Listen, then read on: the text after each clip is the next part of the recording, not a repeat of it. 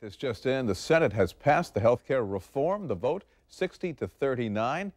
Depending upon which side you ask, the bill is either a major victory or a complete disaster. The delays in getting this done have created massive confusion and distrust among voters and taxpayers nationwide.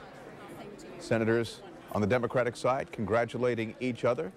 Republicans sitting back wondering what their counterparts in the House are going to do. The debate is not over. Essentially what has to happen now is that lawmakers from both the House and Senate must merge their versions into one bill before the president gets it on his desk. We'll hear from Mr. Obama at 8:45 this morning. Joe Krier, president of Krier Wealth Management, here to discuss the proposal and the process. You sit back, it's a process that the president wanted done back in the summer. In fact, you and I were just talking about this a second ago. The timetable's back a little bit, but this is a moment that could very well define his presidency. Yeah, I think you're right. And, you know, this is as much about Democratic unity almost as it is healthcare reform. They had to make an awful lot of changes at the last minute to keep everybody happy. And it's thought that once the House and Senate get together, the final bill is going to be very close to the Senate's version because it was so difficult to get the 60 votes there, whereas the House passed it pretty easy back in November. But this is also a learning curve for the president because there's a lot of pork in this. Oh, yeah. Yeah, you know, and he talked a lot about transparency and lack of pork and all that. And like you say, with the learning curve, in order to get this done, he thought this could be done before the summer recess. And at that time, you and I talked and said we'd be surprised if it happens before the end of the year. Well, here we are, and it's only partially done. They're hoping to get this thing hammered out finally before the State of the Union address in February. But it doesn't go into effect until 2012, and the reality is because they did move pretty quickly on this, because there is so much pork in it, because there are basic differences in the House and Senate versions. It is very likely that when all is said and done, they'll have to revisit this issue sooner rather than later to deal with some of the problems that are associated with the mechanics of this bill. Yeah, I totally agree, and I've said even in my last newsletter that if the Democrats are so sure that this is the cure-all, why not put a sunset provision on it, sort of like some of the Bush tax cuts that are expiring, you know, as we go into the new year.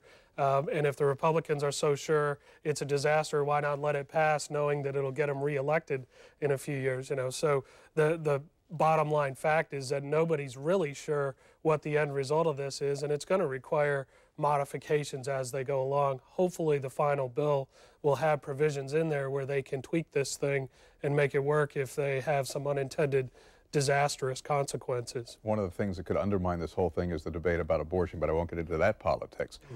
For the average consumer, it's confusing. How do we sit back and sort this out? You know, what's it mean for us? Yeah, it's very difficult because the Democrats have such a supermajority that they don't actually have to show the Republicans every piece of this thing. And my advice to you is at family gatherings over the next week or two, just stick to Tiger Woods or something. Keep this off the table because people are very passionate about it. It's going to take a while for the real deal to kind of show itself. And when you're talking about medical care, you really can't tell what's going to happen until you start adding up deaths in hospital waiting rooms and things like that. And that's 5-10 years down the road before you really know the end result of this thing. Right, and it's going to affect, this was big for Senator Bill Nelson, prescription costs. He wanted it rolled into the health care reform. Seniors are worried that some of the implications are that because they're toward the end of their life, it will compromise their ability to get good medical care. But like you said, not all said and done, we have to wait and see. Yeah, and you know, one of the biggest things is to get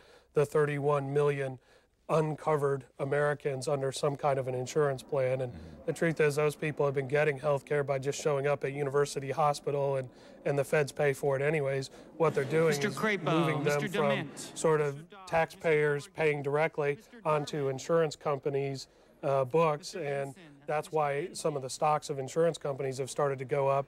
But at the same time, people are saying, hey, this is going to stymie creativity and innovation because there's going to be, you know, caps on the amount of money they're willing to pay for new procedures and things like that. $1 trillion for the Senate version of the bill. I think it was 831 or 837 million for the House version of the bill. You said this is going to define the Obama legacy, but its impact on the economy could have a big effect on that legacy too. Certainly, and that, you know, the biggest part of this debate is whether it actually saves us money or saves Medicare, which is one of the big goals, or does it actually cost us money? And when you look at this, it's kind of like financial planning for us. Sometimes if we put too many variables into a financial plan, if one or two of them are off a little bit, it blows the whole thing out of the water.